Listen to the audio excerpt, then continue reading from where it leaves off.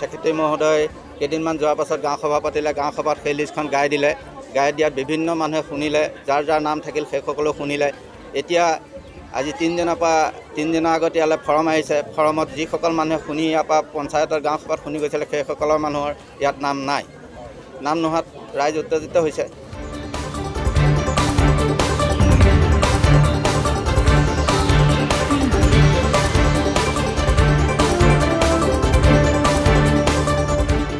অৰুণোদয় আঁচনিৰ ৰূপায়ণতো চৰকাৰী চোৰ, শাসকীয় নেতাপালি নেতাৰ দৌৰাত্ম্য।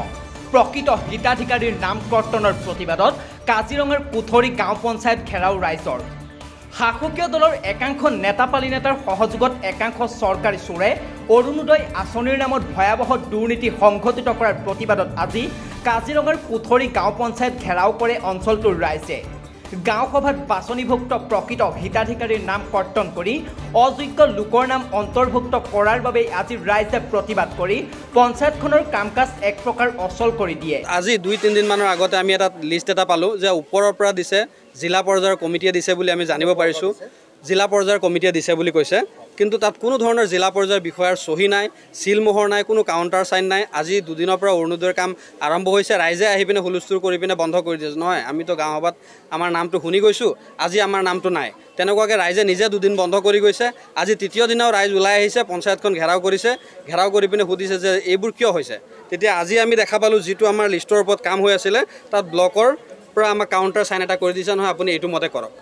গতিকে আমাক ৰাইজে এতিয়া অনুৰোধ জনাইছে যে আগৰ যিটো গাঁও সভাৰ লিষ্ট সেই লিষ্টটোৱে বাহাল থাকিব লাগে আৰু তাৰ ওপৰতে পঞ্চায়তে কাম কৰিব লাগে। একাংশ ৰাইজে কৰা অভিযোগ অনুসৰি পুথৰি গাঁও পঞ্চায়তত গাঁও সভা অনুষ্ঠিত কৰি কিছুদিনৰ পূৰ্বে অৰুণোদয় আঁচনিৰ বাবে হিতাধিকাৰী বাছনি কৰা হৈছিল। সেইমতে কংগ্ৰেছৰ অধীনত থকা পঞ্চায়তৰ সভাপতি, ৱাৰ্ড সদস্যৰ লগতে স্থানীয় অগপ আৰু বিজেপি নেতাৰ উপস্থিতিত তৈয়াৰ কৰা চেকলিষ্ট পঞ্চায়তৰ সচিব ভৱেন বৰাক প্ৰদান কৰা হয়। সেইমতে পঞ্চায়ত সচিব ভৱেন বৰাই কলিয়াবৰৰ খণ্ডোন্নয়ন বিষয়াক চেকলিষ্ট প্ৰদান কৰে।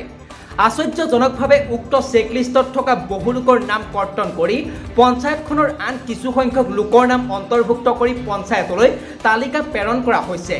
একাংশ ৰাইজে স্পষ্টকৈ কয় যে নজান গাঁৱৰ মঞ্জিলা বেগম, হাৰমতিৰ ফিৰোজা খাতুন, হাৰমতিৰ চাহেৰা খাতুন, হাৰমতিৰ আমেনা খাতুন, মাছুদা খাতুন, বাকমাৰী অঞ্চলৰ চাফিয়া খাতুন আদিকে ধৰি প্ৰায় 300 হিতাধিকাৰীৰ নাম কৰ্তন কৰা হৈছে।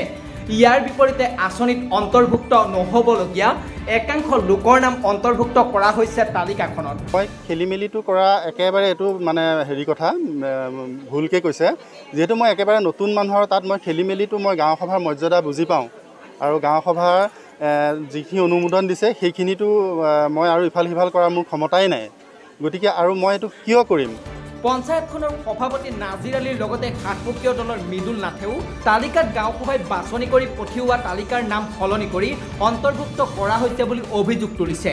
আনহাতে এই সম্বন্ধে একাংশ ৰাইজে স্পষ্টকৈ উল্লেখ কৰে যে শাসকীয় দলৰ কোনোবা নেতাপালি নেতাৰ ছত্ৰছায়াত পুথৰি গাঁও পঞ্চায়তৰ সচিব ভৱেন বৰাৰ লগতে বিভিন্ন দুৰ্নীতি লুতুৰি পুতুৰি হৈ থকা কলিয়াবৰৰ বিডিঅ দুলেন চন্দ্ৰ পাটৰে এই কুকৰ্ম সংঘটিত কৰিছে বুলি অভিযোগ উত্থাপিত কৰিছে। ইপিনে পঞ্চায়ত সচিব বৰাই তেওঁৰ বিৰুদ্ধে থকা অভিযোগ অস্বীকাৰ কৰি প্ৰকৃত হিতাধিকাৰী একাংশৰ নাম বাদ পৰাৰ কথা স্বীকাৰ কৰে। ইফালে কাজিৰঙাৰ পুথৰি এলেকাৰ ৰাইজে সমগ্ৰ বিষয়টো সন্দৰ্ভত নিৰপেক্ষ তদন্ত কৰিবলৈ কলিয়াবৰৰ মহকুমাধিপতি বিতুপন নেওগক আহ্বান জনাইছে।